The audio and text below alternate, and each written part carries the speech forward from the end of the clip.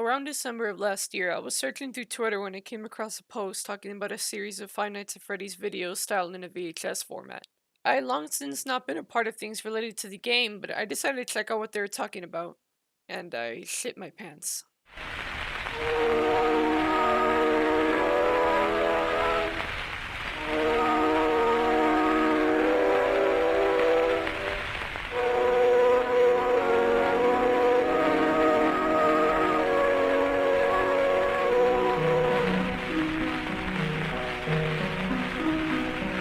More than a year ago, Five Nights at Freddy's wasn't in the best spot. The fan base was dying, and both fan and official games were becoming oversaturated to the point where fans would even make fun of it.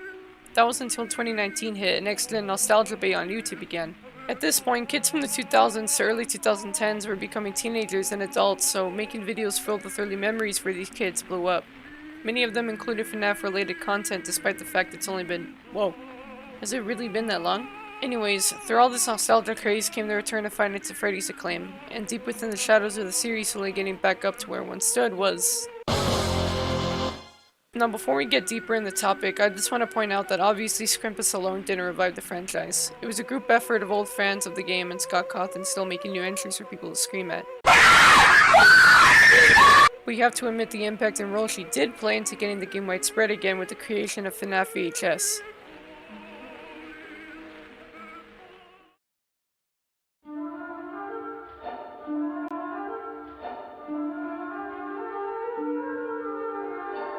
FNAF VHS is a horror web series created by Squimpus with the help of a couple other people for things like voice acting, art, music, and modeling.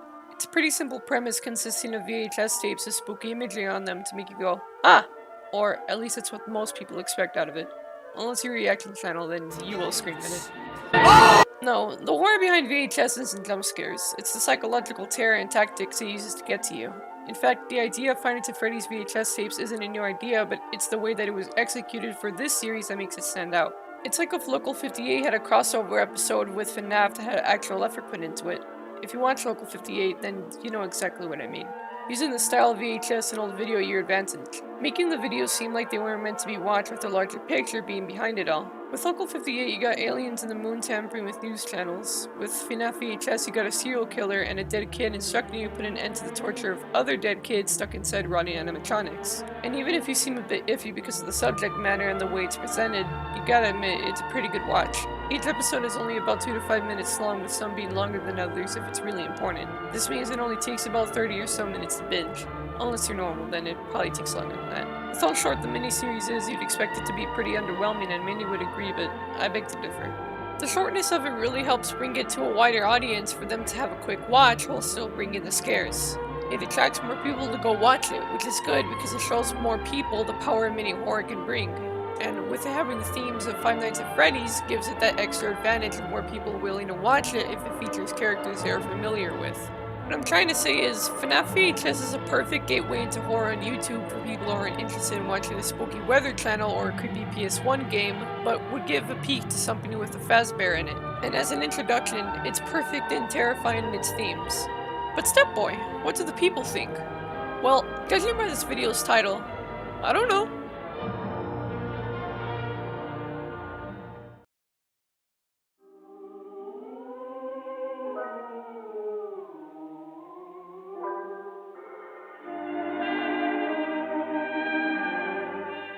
With Squimpus' release of the first couple of videos, the fanbase rejoiced.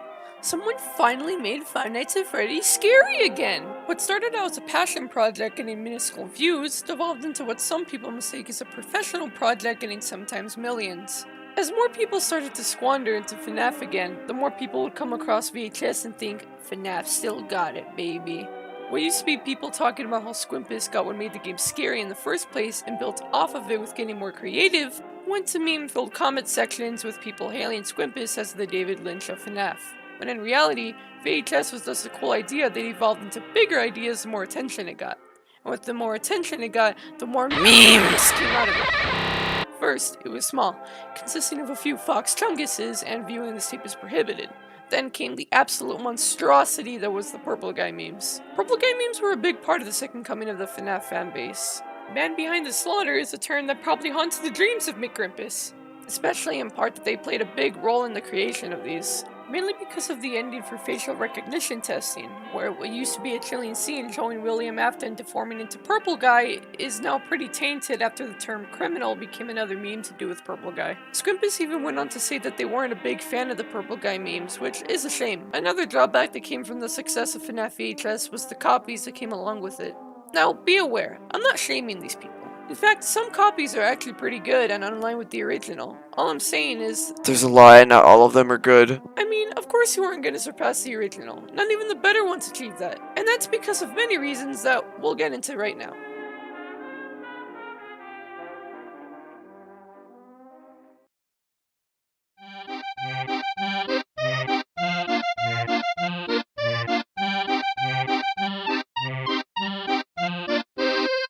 Looking through all the clones, it can be hard to tell what exactly puts them off from having the disturbed feeling of FNAF VHS, but I think I figured them out.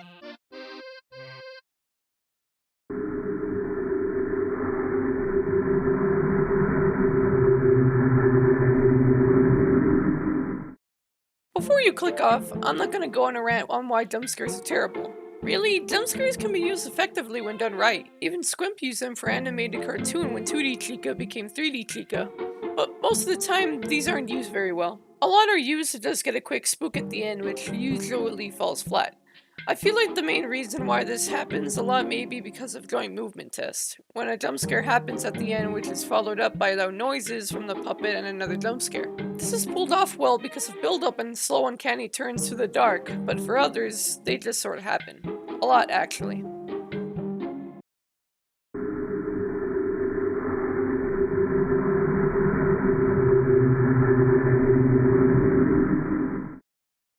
Audio is masterfully used in FNAF VHS. From complete audio cuts like in Memories and animated cartoon to isolated static like in Night Security training video, even the text-to-speech heard in early episodes give me chills. There's really nothing else like it. I haven't been able to find other VHS-style FNAF videos that use these tactics. Some do try to replicate it though, but most of the time it's parts where the video get loud like a non-existent video, which always gets dragged out to the point of being annoying or is so loud where it could be counted as ear rape.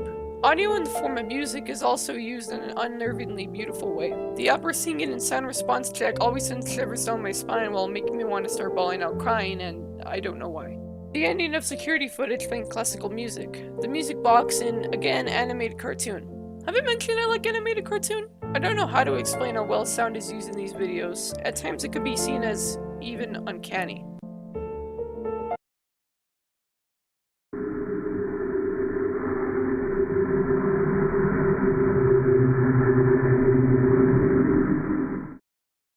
The uncanny feel of FNAF VHS is something that I don't think can be replicated. What makes the series so unnerving is how real it feels. The videos fill you with this dread as if the events depicted are really happening or already did. Listening to the ramblings of William Afton has to be the most uncomfortable I felt watching something that has to do with FNAF of all things. It's the thought that the most horrible people can be who you least expect that sells the idea of William's terrible motives. The finale's funeral-esque look of showing the names of dead children. The pilot feeling of animated cartoon's first half. The inhuman repetition of he does not exist. It's all supposed to feel real while not feeling real at all, and all it does is make everything so much more uneasy. The dark, intensely saturated color gives its unusual look, and the very well-edited VHS overlay puts the terrifying idea that you aren't supposed to be watching these, yet you are. Considering the series was made by a goon, there's a lot to be impressed by. It makes you think about the effort that went into these videos. All that blood, sweat, and tears just for a spooky set of tapes must have been tiring to work on. Huh.